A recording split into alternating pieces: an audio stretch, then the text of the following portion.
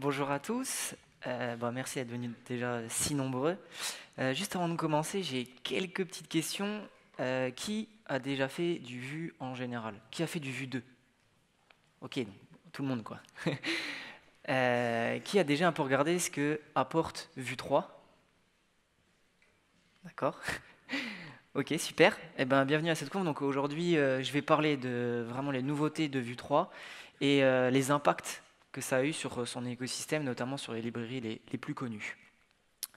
Donc tout d'abord, bonjour à tous, je m'appelle Nicolas Frizarin comme l'a dit Julie, je suis développeur full stack JavaScript et TypeScript au sein de chez Sphere. Donc si vous voulez en savoir plus sur la société, n'hésitez pas, on a un petit stand, on peut gagner plein de goodies. Je suis également membre de la fondation OpenJS, donc ça fait qui s'occupe de l'écosystème Node en général. Et actuellement, je travaille comme architecte front chez Lombard au Luxembourg. Donc le talk en fait ça va être un petit voyage scolaire, je trouvais ça assez marrant. Donc ce qu'on va faire c'est on va déjà parler de Vue 3, voir qu'est-ce que ça apporte, s'il y a vraiment beaucoup de changements, comment on peut l'utiliser. Et après on va voir les différents impacts qu'il y a eu, donc notamment sur les lib design qui existent, le Vue Router, Vivalidate qui était la librairie utilisée pour faire les formulaires. On parlera un peu de state management sans trop rentrer dans le détail et on verra principalement Vue 3 et ce qu'il a apporté au niveau des single file components. Alors déjà, il faut dire qu'il y a à peu près 2 ans de ça, il y a Evanio qui était monté sur la scène du Vue.js Amsterdam. Est-ce que quelqu'un avait été au Vue.js Amsterdam voir cette conf ou pas du tout? Non? Ok, alors en fait il est monté et il a dit qu'en gros il avait fait un très gros rework sur la lib et en gros son gros rework ça a été de passer toute la lib en TypeScript, donc ça avait un avantage, et il a sorti une nouvelle API appelée la composition API. Donc pour toutes les personnes qui ont fait du Vue 2, on a vu avant c'était l'Option API, donc on assemblait nos composants comme on pouvait, et puis ensuite quand on avait des fonctionnalités qui étaient communes, on les mettait dans des mixins. Alors ce qui a été dit, c'était le mixin c'est bien, mais le problème c'est que c'est pas forcément facile à comprendre, c'est assez compliqué des fois à mettre en place, et ça avait pas mal d'effets de bord quand on commençait un peu à toucher. Donc en fait, on s'est dit on va faire autrement, et on a une nouvelle API qui s'est appelée la Composition API. Donc cette Composition API en fait a été vraiment designée pour faire une construction d'application comme si on faisait une construction simplement de Lego. Donc c'est pas parce que la Composition API est arrivée que l'Option API elle est déprécated. Bien au contraire, les deux vont vivre simultanément dans une application. C'est juste qu'il y a un concept qui a été introduit, et donc le concept vient du monde React en général, c'est les composants stateless, les composants stateful. Donc en fait, on s'est dit les composants stateless, donc sans state, comme par exemple des entêtes, des bas de page, des composants UI, on va plutôt utiliser ce qui est l'Option API. Mais par contre, tout ce qui va être composant où on va vraiment faire du métier, donc ça va être où il y a un state, on va faire plutôt de la Composition API. Alors, la composition composée, composée, si on prend une définition typique de Wikipédia, composée, ça signifie mettre les choses ensemble. Et ça a vraiment été sur cette définition-là que la Composition API a été écrite. Donc on va vraiment rentrer dans le détail maintenant et on va voir vraiment ce que c'est. Donc déjà, il y a une nouvelle façon de créer nos composants. Donc c'est-à-dire qu'on va avoir une fonction qui s'appelle define components. Donc cette fonction-là va vous donner la possibilité de créer un composant, mais elle ne sert pas qu'à ça en fait. Elle va servir notamment à Vue, au moment du build, d'interférer dans vos types et de vérifier que tout est bien typé, que tout est logique. Et donc ça, c'est un gros avantage par rapport à ce qui existait avant. On a aussi une nouvelle fonction qui est la fonction de setup, en fait, qui est simplement une fonction qui est appelée au moment où on insère le composant dans le DOM, et donc c'est ici que va se faire toute la logique de notre composant. Cette fonction prend 2 paramètres, les props et le contexte. Donc les props, c'est simplement tout ce qui est input, donc c'est les propriétés que vous avez passées à votre composant comme vous allez l'appeler. Et le contexte, c'est un simple objet, et dans cet objet, il y a 3 propriétés qui vont être les emits, les attributs et les slots. Donc les emits c'est pour les event emitters, les slots c'est si vous avez des slots, et les attributs c'est les attributs de votre composant. Alors la Composition API c'est pas juste de fonctions, c'est aussi une nouvelle façon de gérer le rafraîchissement de sa vue, etc. Et ça passe par une fonction qui s'appelle les refs. Donc qu'est-ce que c'est une ref? En fait, maintenant, on se dit que tout simplement, quand on veut rafraîchir quelque chose dans la vue, c'est quand une référence, ou la valeur de la référence, a changé. Donc dans l'exemple de code que vous voyez, j'ai créé une fonction qui s'appelle useUser, donc ça c'est vraiment une nomenclature. Donc on mettra toujours le keyword use et après ce que ça fait, c'est pour simplement, c'est là qu'on va composer, c'est un fichier à part, et on va mettre dans cette fonction useUser l'état de votre user, donc c'est-à-dire les choses qui vont interagir. Ça peut être des calls HTTP, ça peut être si on a un token, ça peut aussi des requêtes et des HTTP intercepteurs d'Axios, plein de choses, mais en tout cas ce sont une sorte de state, quoi. Il faut voir ça comme une sorte de state. Donc ici j'ai créé name et first name, ce sont toutes les deux des références, mais comme vous le voyez, si je veux changer la référence, enfin je veux changer la valeur de ma référence, je ne peux pas faire juste name égale et une autre valeur. Il va falloir que je fasse name.value pour modifier la valeur de ma référence. Ensuite je retourne et je les utilise dans mon template. Donc si je veux pouvoir les utiliser dans mon template, la fonction setup doit forcément retourner le first name et le name. En fait, c'est en quelque sorte c'est ce que vous exposez à votre template. Alors ça c'est bien beau, mais là c'est des valeurs simples. Des fois on veut généralement travailler avec des valeurs qui sont des objets. Donc dans notre cas, le user, first name et name, ça fait partie d'un objet user, et à ce moment-là, vue va vous donner la possibilité d'une autre fonction qui s'appelle réactive. En fait, cette fonction réactive, en fait, vous lui passez une valeur qui est votre objet. Donc là, à ce moment-là, quand vous faites ça, tout votre objet est réactif. C'est-à-dire, dès que vous changez une propriété de votre objet, la vue va automatiquement se rafraîchir.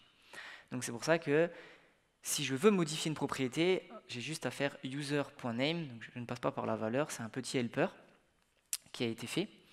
Alors par contre, le problème qu'on a avec ça, c'est que si nous, nous, développeurs JavaScript, et notamment avec ES6, on a toujours tendance à vouloir déstructurer. On déstructure pour récupérer que les propriétés qui nous intéressent.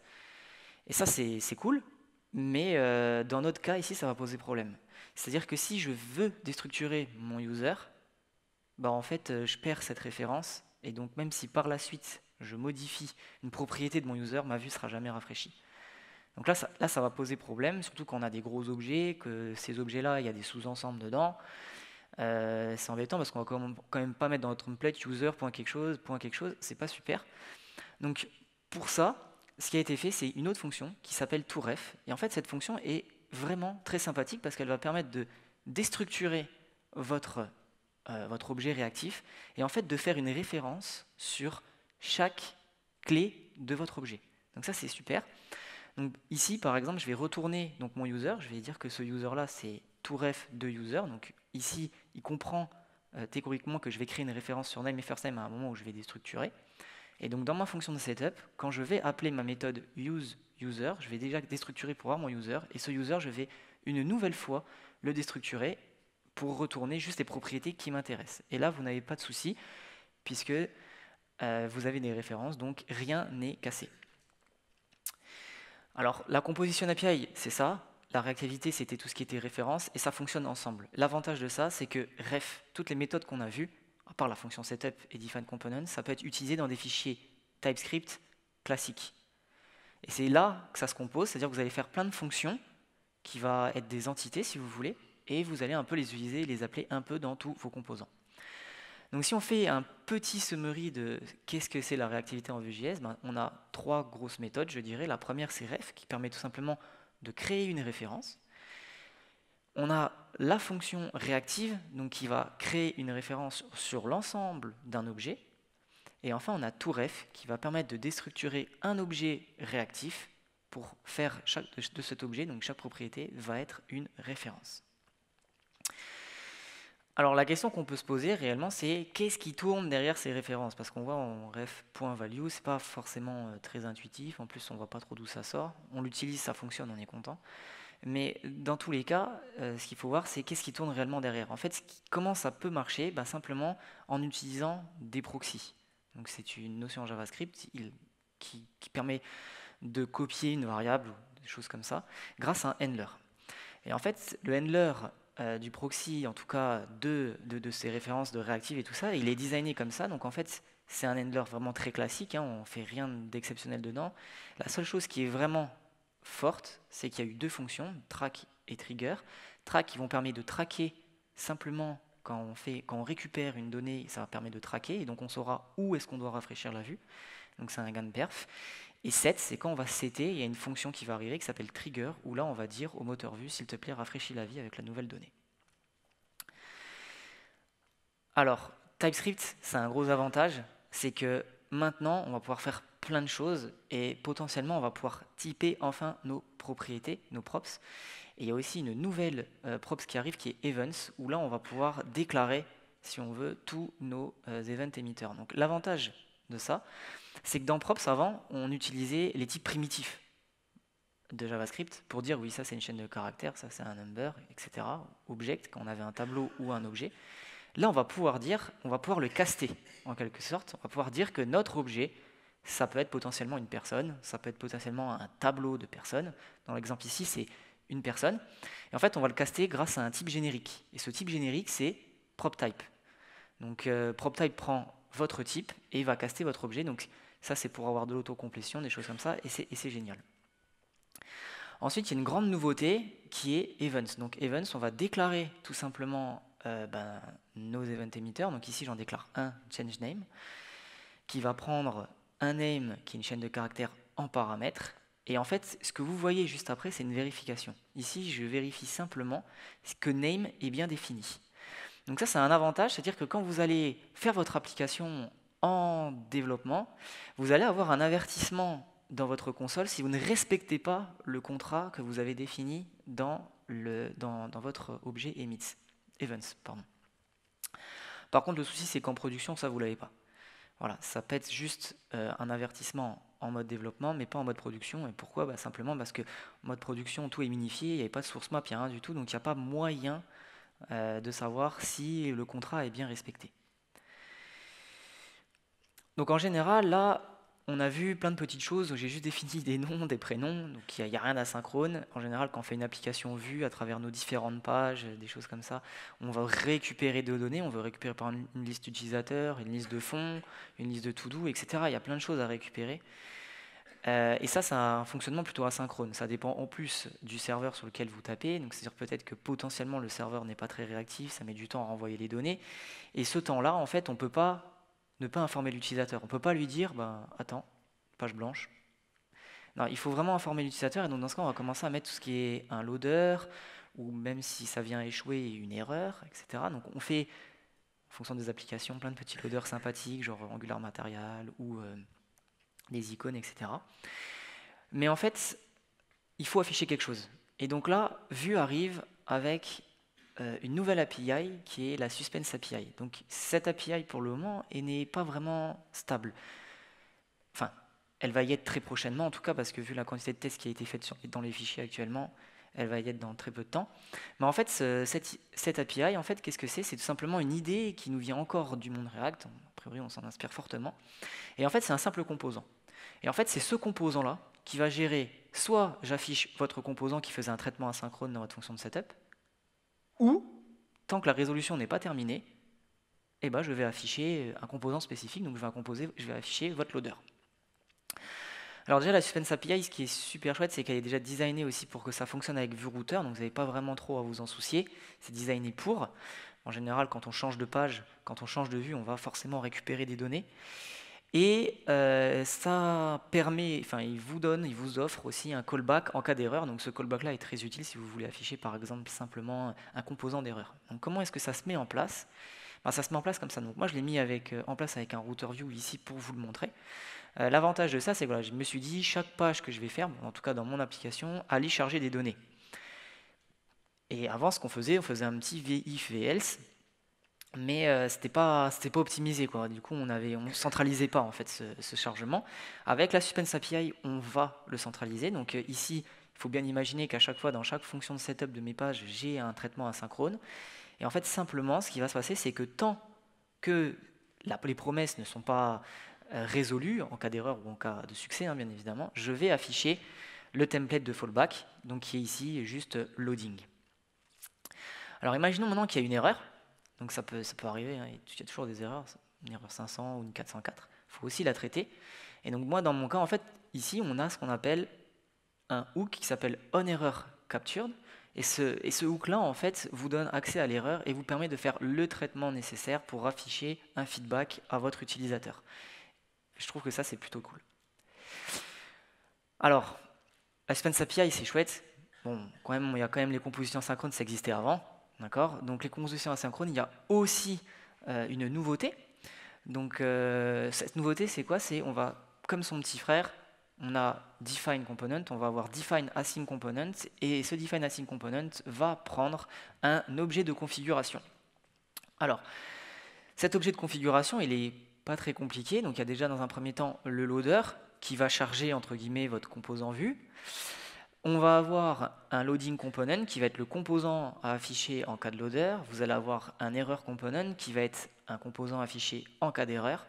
Vous avez la propriété delay. Donc la propriété delay, en fait, c'est tout simplement la propriété qui, c'est le temps avant d'afficher le loading component. La propriété timeout, donc là c'est une propriété très simple, c'est-à-dire que si on excède ce temps-là, on va afficher le composant en erreur. Et enfin, vous avez une propriété intéressante qui est suspensible. Donc par défaut, elle est à true.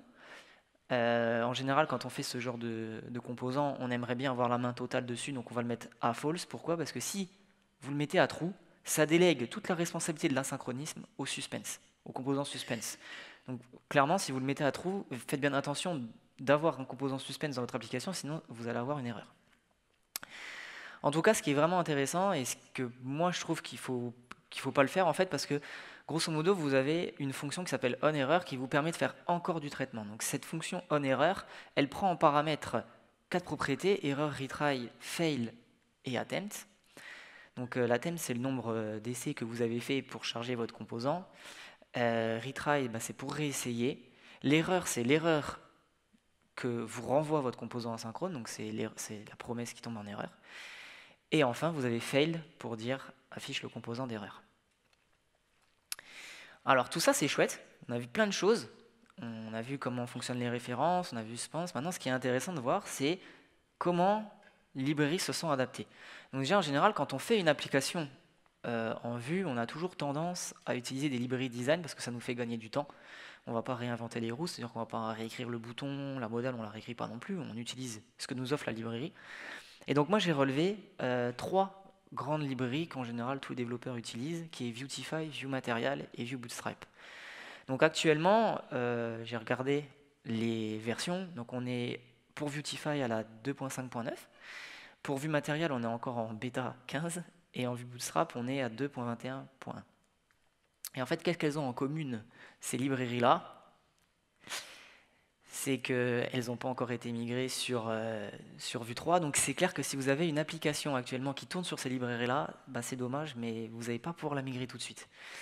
Alors, on a Vuetify qui nous a promis de livrer une version stable en version 3, donc pour compatible Vue 3, janvier ou février de cette année, donc de 2022.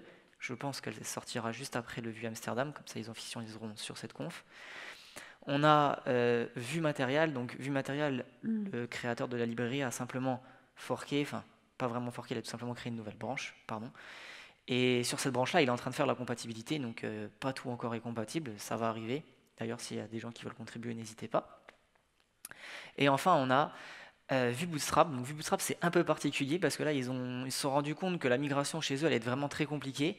Du coup, ils sont seulement en train de refacto leur code pour pouvoir faire une migration, alléger la migration qu'ils vont devoir faire. Donc, je pense que c'est pas pour tout de suite que Bootstrap sera à jour. Alors, par contre, les librairies qui nous intéressent vraiment fortement aussi, c'est le routing. Quand on fait une application, on navigue, on revient en arrière, tout ça, on passe des paramètres à nos routes. Ce qui est intéressant de voir, c'est comment va fonctionner le Vue Router avec la Composition API. Alors la bonne nouvelle pour tout le monde, c'est que Vue Router est rétrocompatible. C'est pas chouette ça? C'est-à-dire que si vous n'utilisez pas VueMaterial ou vous n'avez pas de lib design, que vous avez une application en Vue 2, la migration va être super simple, déjà parce que l'Option API reste. Donc si vous ne voulez pas passer sur la Composition API, libre à vous, pas de problème, ça migrera assez facilement. Et si vous aviez du routing, c'est encore plus simple, parce que c'est rétro-compatible, donc vous n'avez rien à changer, sauf une petite chose, qui est le fichier de configuration. Donc le fichier de configuration est un peu différent. Tout simplement tout ce qui était déclaratif, donc toute la déclaration de vos routes, les paramètres que vous lui passiez, la façon dont les hooks que vous avez dessus, tout ça, ça reste. Donc vous pouvez faire un gros copier-coller.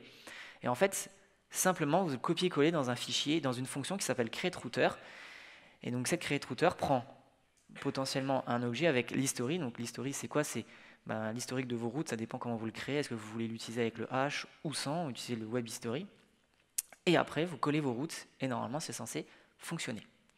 Alors par contre, je ne sais pas si vous vous rappelez, en vue 2, dans nos composants, dans mon méthode, on faisait 10.$route quelque chose pour faire tout ce qui était navigation programmatique, voire même pour potentiellement récupérer les propriétés qu'on passait à notre route. Alors ça, c'était bien beau, mais par contre, si vous commencez à migrer votre option API sur de la composition API, et que vous utilisez forcément la fonction setup, et le 10 est non accessible dans la fonction setup, donc ça aide pas trop. Là, il y aura peut-être des petites choses à faire. Mais par contre, VueRouter va vous exposer deux fonctions pour récupérer l'intégralité de votre routing. Alors, ces deux fonctions, quelles sont-elles? Elles sont relativement simples, puisque on va avoir useRoute. Donc, vous voyez, ici, on retrouve cette convention de dire use et l'entité de ce qu'on veut utiliser. Donc, dans notre cas, ici, route. Donc, ici, ça va vous permettre de récupérer tout ce qui est paramètres de votre routing, donc par exemple les paramètres, les query paramètres, etc. Et vous allez avoir une deuxième fonction qui est useRouter. Cette fonction-là va vous permettre simplement de faire de la navigation programmatique. Donc moi, dans mon exemple, ce que j'ai fait, c'est que au moment où je clique sur le bouton, je vais simplement naviguer vers le détail. Et donc vous voyez, il n'y a rien qui change. Je lui push ma nouvelle route en lui présentant le name et mes params. Alors, juste qu'il faut bien faire quelque chose d'intention, c'est que votre paramétreur ici, donc quand vous faites .params, faites bien attention, c'est que c'est une propriété qui est réactive. C'est une propriété qui est réactive. Pourquoi? Parce que dans params, vous allez avoir un ensemble de tous vos paramètres de votre route. Donc ne commencez pas à déstructurer un petit peu rapidement, pensez à tout ref, parce que sinon vous allez vous retrouver avec des effets de bord, notamment, par exemple, vos query paraméteurs changent, vous vérifiez ça dans un watch. Là, vous allez avoir un souci, vous ne rentrerez jamais dedans parce que si vous avez déstructuré, il a perdu la référence. Donc pensez bien à utiliser toRef. Nos applications sont aussi composées de formulaires. Alors ça, c'est pas le point le plus marrant en général. On a toujours le business qui demande des formulaires un peu compliqués, ou quand on clique sur quelque chose, il y a quelque chose qui change, on set une valeur, etc. C'est pas forcément évident. Et avant, on avait deux librairies en plus. Donc, on avait VueLeadEt et on avait ViValidet. Donc, VueLeadEt, en fait, avait une approche assez pragmatique, c'est-à-dire que c'était le composant qui va piloter votre formulaire. Donc, c'était tout simplement du model driven. Et on avait ViValidet, qui, lui, était plutôt son opposé, c'est-à-dire que c'est le template qui allait piloter le formulaire. Donc là, on était plutôt sur du template driven. Alors, VueLeadEt a lâché l'affaire. C'est-à-dire qu'il n'a pas fait de compatibilité, je ne suis même pas sûr qu'il a commencé. Mais par contre, il y a eu un gros travail de réécriture sur ViValidet. Donc actuellement, la librairie est en version totalement stable. Vous pouvez l'utiliser. Vous pouvez même lui payer un café si vous voulez. Mais voilà, en tout cas, ViValidet, réécriture complète, et prend deux choses maintenant en compte. Et prend deux approches, prend deux approches pour plus de fun. Donc ce qu'on appelle le HOC, qui est le High Order Component.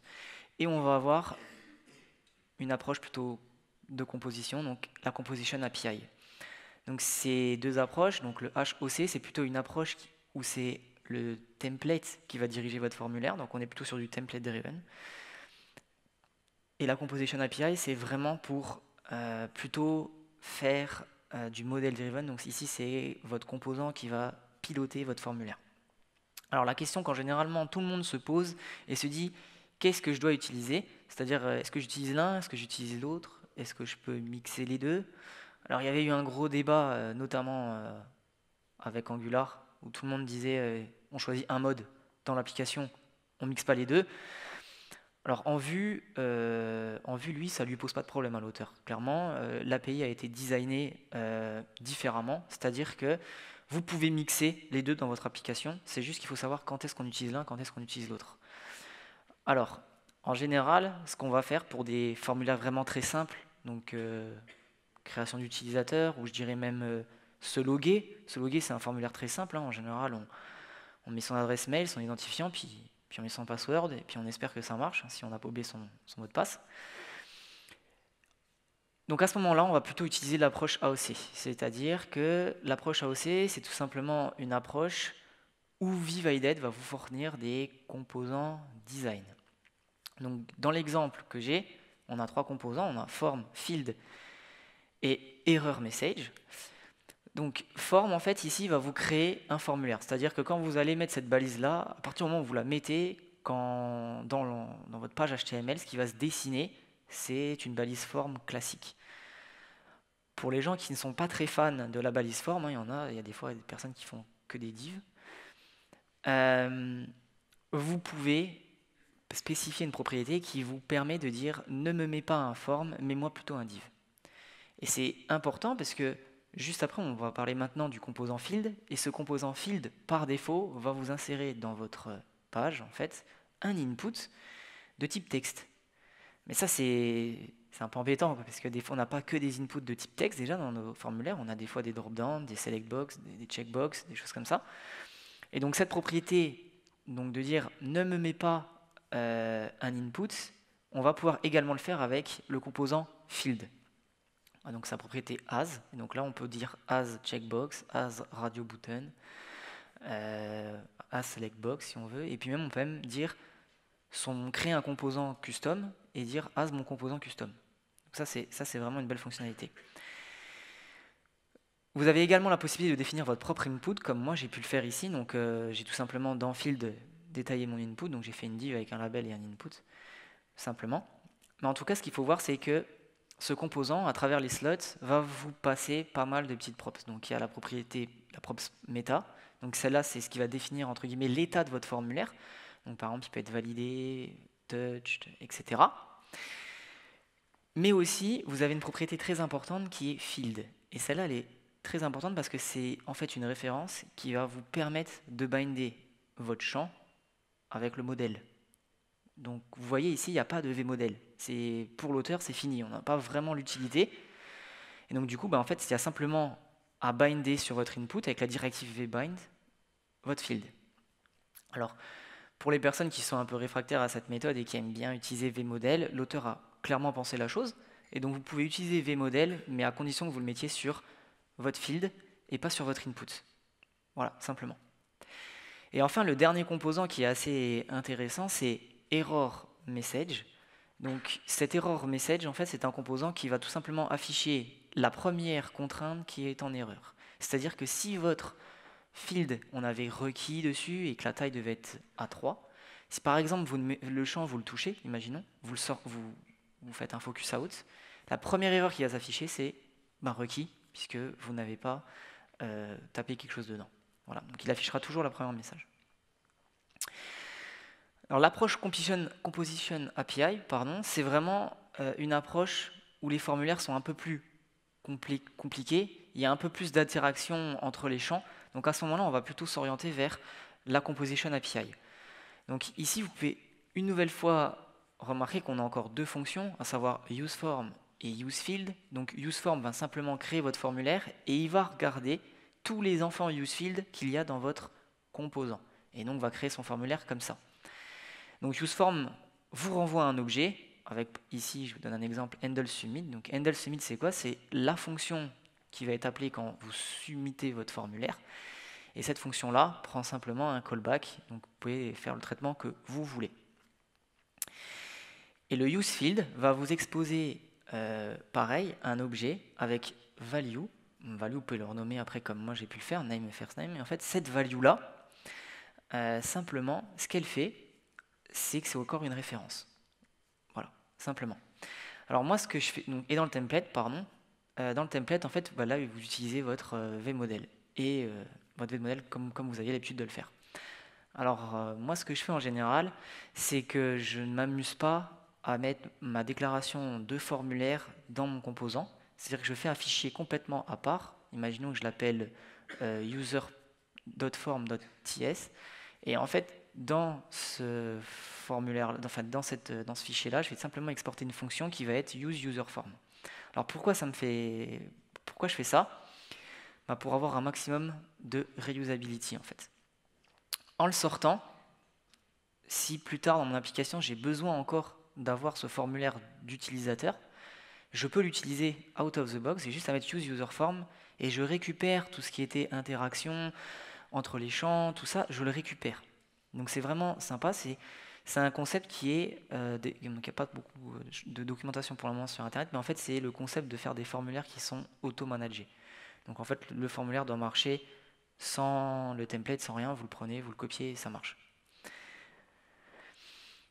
Alors vValidate, avant venait avec des validateurs, c'est plus le cas. C'est-à-dire que vValidate maintenant vient sans validateur, c'est à vous de définir vos propres validateurs, mais néanmoins, vous avez une librairie faite aussi par le même auteur qui va vous donner des built-in validateurs. Alors pourquoi il ne les a pas intégrés dans un premier temps? Simplement parce que le bundle est plus petit, du coup, donc c'est un gros avantage. Et en faisant comme ça, vous pouvez piquer que les validateurs que vous vouliez. Donc parmi ces built-in validateurs, on a bien évidemment requis, email, image, donc ça c'est des choses qu'on avait avant, et il y en a des nouveaux. Donc, mes préférés en tout cas sont memes, ext, one-off et excluded, même confirmed. Donc à quoi ils servent tout cela? Meme, ça permet simplement de checker, de faire une vérification sur le meme type de votre fichier. L'ext, c'est pour l'extension. One-off, c'est pour checker si votre valeur est bien comprise dans un tableau de valeur. Excluded, c'est pour vérifier si elle est bien exclue d'un tableau de valeur. Et confirmed, ça peut être très utile quand vous créez des formulaires avec des mots de passe. En général, on aime bien créer le mot de passe et confirmer le mot de passe, et donc confirm permet de faire cela. Alors là, on a vu pas mal de choses, on va parler un peu de state management, et la question que je vous pose, avec ce que vous avez vu maintenant, est-ce qu'on en a réellement besoin? Donc qui pense qu'on a encore besoin d'un state management en Vue.js? Ok, n'hésitez pas, très bien. Alors, moi je pense qu'il n'y en a pas plus réellement besoin, donc clairement, mais ça peut être utile quand même pour des larges applications où il y a beaucoup de développeurs qui travaillent dessus. Ça permet de vraiment fixer la manière de coder, et donc en effet ça peut être encore utile. Alors je pense que, comme vous avez pu le comprendre, Vue 3 ça apporte la Composition API, donc c'est ça, hein, on pouvait regrouper des fonctionnalités par entité, donc on peut commencer à faire des states dans notre Composition API. Il y a une autre chose qu'apporte Vue 3, c'est l'injection. Alors, qui a fait un peu d'Angular ici? Beaucoup de monde. Donc, ça n'a rien à voir avec l'injection de dépendance. C'est pas du tout fait pour, et c'est pas aussi performant que l'injection de dépendance en Angular, c'est-à-dire qu'on ne fait pas des choses avec des modules, on n'a pas tout ça. Mais en fait, ça va être très pratique quand on veut, par exemple, passer une donnée à un sous-enfant à partir du parent. Donc imaginons qu'on est dans une composition un peu particulière, c'est-à-dire vous avez un parent, vous avez un enfant, cet enfant a encore un enfant, cet enfant a encore un enfant, etc. Et vous allez voir que l'architecture de votre composition, elle est vraiment très profonde. Et donc à ce moment-là, qu'est-ce qu'on fait en général? Qu'est-ce qu'on faisait en Vue 2 si on ne voulait pas utiliser le state management? On passait récursivement la propriété de composant en composant. Et ça, c'est assez embêtant, je trouve, parce que c'est source à erreur, en fait. Et donc là, Vue 3 va apporter l'injection. Donc comment ça fonctionne? Simplement avec deux fonctions. La première fonction que je vous présente, c'est provide. Donc dans le composant parent, vous allez dire, voilà, je te procure telle variable, je te procure un state. Donc un state, comment ça se définit? Alors ça, c'est ma façon de faire, en tout cas. Donc je vais créer une constante, state key, et en fait, je vais dire qu'elle est égale à un symbole. Alors pourquoi c'est égal à un symbole? Parce qu'un symbole, en JavaScript, on est sûr à 100% que c'est une valeur qui est unique. Et donc je vais pouvoir typer correctement, si vous voulez, le state que je vais passer à mes sous-enfants. Donc provide prend votre state et aussi une première valeur d'initialisation. Maintenant, la question qu'on peut se poser, c'est comment est-ce qu'on fait pour pouvoir récupérer justement ce qu'on provide? C'est très simple, grâce à tout simplement la fonction inject. Donc on prend cette fonction inject, on lui passe notre state key, et à partir de ce moment-là, on a récupéré l'intégralité de notre state. Alors, pareil, c'est pas out of the box, c'est-à-dire que ici j'ai mis une valeur simple, j'ai mis un objet simple. Mais vous pouvez lui passer toutes sortes d'objets, ça peut être un objet réactif, une référence, etc. Donc en fonction de ce que vous avez, faites bien attention si vous pareil, déstructuré par la suite. Il faut absolument que vous utilisiez toRef si vous aviez un objet réactif. Néanmoins, si vous vous souvenez, on avait une librairie en Vue2 qui était Vux. Je pense que tout le monde a utilisé cette librairie-là, elle est chouette, elle vraiment marche très bien. Mais donc l'avantage de ça, c'est qu'elle est aussi rétrocompatible. Elle marche exactement comme le VueRouter, c'est-à-dire que vous avez la façon dont vous avez structuré votre state, c'est exactement la même, elle n'a pas changé. Vous avez juste à copier-coller en fait cette configuration dans une fonction qui s'appelle createStore. Par contre, ce qui est très intéressant, c'est qu'il y a un petit nouveau qui est arrivé sur le marché et qui s'appelle Pinia. Qui a déjà entendu parler de cette lib? Ok. Donc, Pinia, c'est quoi? Déjà, qui l'a créé? C'est tout simplement le créateur de VueRouter, en fait, tout simplement. Et il fonctionne différemment de Vux. C'est-à-dire, Vux fonctionne par RFC pour la communauté, donc chacun vote pour sa feature, c'est intégré. Pinia, c'est un Rex, c'est un retour d'expérience. Donc l'auteur a fait pas mal d'applications en Vue.js et en fonction de son expérience et du retour qu'il a eu, il a créé Pinia. Alors, qu'est-ce que vaut Pinia par rapport à Vux? C'est quoi ses principales différences? Déjà, plus de mutation. Alors pourquoi plus de mutation? Avant, si vous vous rappelez, dans Vux, on avait des actions qui étaient synchrones, des actions qui étaient asynchrones. Les actions synchrones, on les mettait dans les mutations, et les actions asynchrones, on les mettait dans actions. Pour Pinia, une action, ça reste une action. Qu'elle soit synchrone ou pas asynchrone, c'est une action. Donc, on supprime les mutations parce que ça fait du boilerplate pour rien. Ensuite, toute la librairie a été écrite en TypeScript. Donc TypeScript par défaut, l'avantage de ça, c'est que vous n'avez pas de wrapper complexe pour typer correctement votre state. Et ça, c'est un avantage parce que plus votre wrapper il est complexe, plus il y a de code, et plus ça devient compliqué à lire. On n'a plus de namespace. Donc avant, quand vous définissiez un state, on pouvait avoir des sous-states. Donc voilà. Et ce qu'on faisait en général, c'est pour récupérer ce sous-state-là, en tout cas une action ou une mutation, on faisait 10.store, imaginons, .commit, et là on lui passait un pass, carrément. On mettait par exemple people, /fetch people, etc. Et en fait, c'est vrai que pour des personnes qui rentrent dans une application comme ça, qui n'ont pas vraiment fait de vue ou qui n'ont pas vraiment utilisé la librairie, moi je vois un truc comme ça, je me dis, c'est un pass, je cherche le fichier, qu'est-ce que je fais? Et en plus de ça, il n'y avait pas d'autocomplétion. Donc ce qui est bien, c'est que comme il n'y a plus de namespace, donc il n'y a plus de sous-state, en tout cas chez Pinia, il n'y a plus de magic string, et en fait vous gagnez un gain d'autocomplétion qui est assez conséquent. Après, rien ne vous empêche de mixer les stores, ça il ne vous l'empêche pas l'auteur. Et enfin, ce qu'il faut savoir, c'est que le store est ajouté dynamiquement, et donc ça c'est un grand plus, puisque Vux ne le fait pas, c'est à vous de le faire. Donc là, depuis 2-3 semaines, maintenant, environ, il y a Vue 3.2 qui est arrivé, et en fait ça apporte vraiment une grande nouveauté. Ça annonce la stabilité du script setup. Donc on a vu pas mal de choses passer sur Twitter, ça tutait beaucoup en disant oui, je mets un script setup, ça fonctionne, il ne faut pas que ça soit asynchrone. Là c'est stable et ça marche même avec l'asynchronisme, donc c'est super chouette. Et donc la question qu'on peut se poser, c'est à quoi ça sert et comment est-ce qu'on fait pour migrer un composant qui avait été fait par define component en script setup. Alors moi je vous ai relevé 3 grandes étapes. Donc la première chose c'est on enlève define component et on met script setup. Ça, c'est la première chose. Ensuite, on enlève tout ce qui est propriété. Donc, les props, on les enlève, on les déplace, et on va les déplacer dans une fonction qui s'appelle defineProps.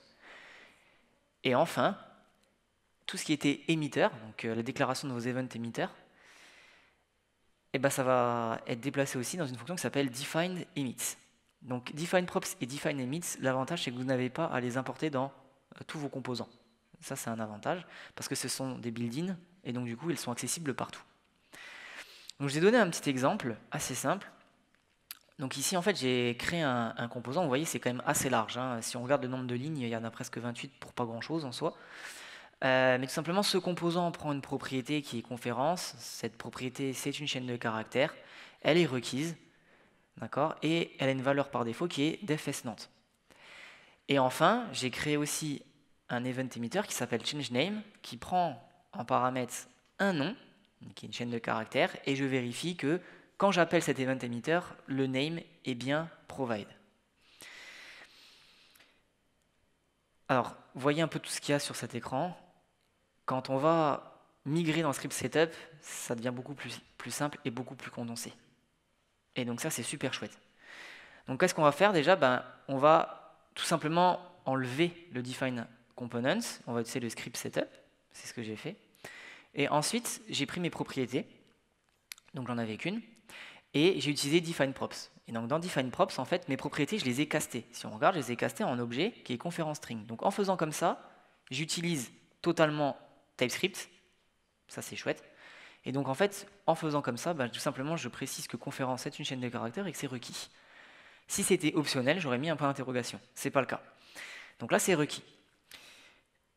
Par contre, si on fait juste ça, on perd une information, et c'est pas une petite information qu'on perd. On perd l'information d'initialisation. Ça, c'est assez embêtant quand même. Du coup, Vue vous propose une autre fonction qui est useDefaults. Et donc cette fonction-là prend votre propriété, donc votre objet de propriété avec defineProps, mais aussi une valeur d'initialisation. Cette valeur d'initialisation, c'est quoi? C'est tout simplement soit une valeur d'initialisation pour toutes vos propriétés, soit une valeur d'initialisation partielle pour vos propriétés. Ensuite, j'avais mon event emitter. Donc mon event emitter, pareil, je l'ai migré. Je l'ai mis tout simplement dans la fonction defineEmits que j'ai castée.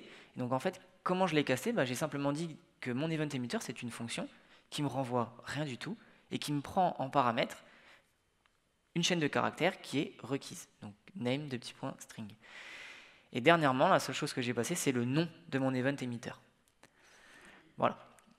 Alors, il y a un avantage et un inconvénient à faire ça, c'est que quand on fait comme ça, donc c'est plus light, mais par contre, toutes les variables qu'on a créées dans notre setup, elles sont scopées.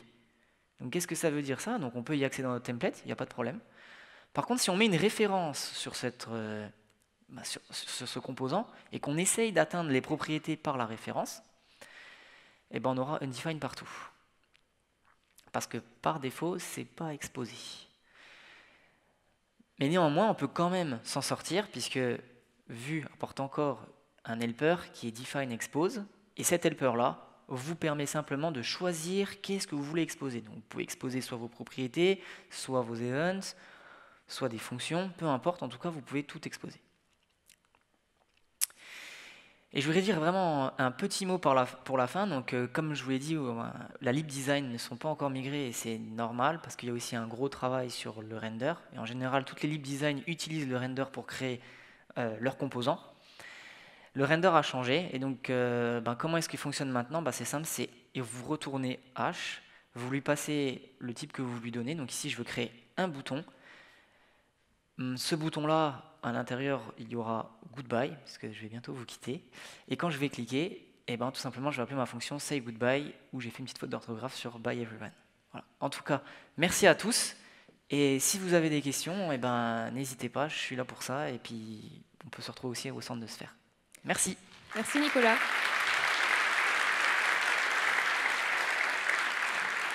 C'était une très bonne conférence pour une première. Est-ce qu'il y aurait des questions sur le sujet?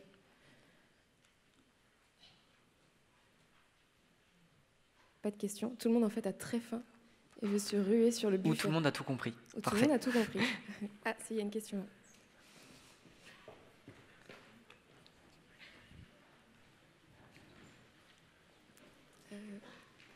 C'était qui la question? Bonjour, merci pour la présentation. De rien. Au niveau des librairies, je pense que pas mal de monde utilise Nuxt aussi. Ouais. Je ne sais pas où ça en est. Alors, c'est une bonne question. Donc Sébastien Chopin, actuellement, vient de sortir la version de Nuxt 3, qui est disponible depuis très peu de temps, puisqu'elle est sortie cette semaine, grosso modo.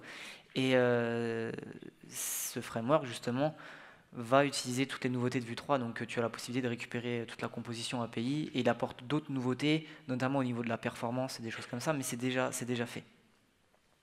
Ok, merci. De rien. D'autres questions?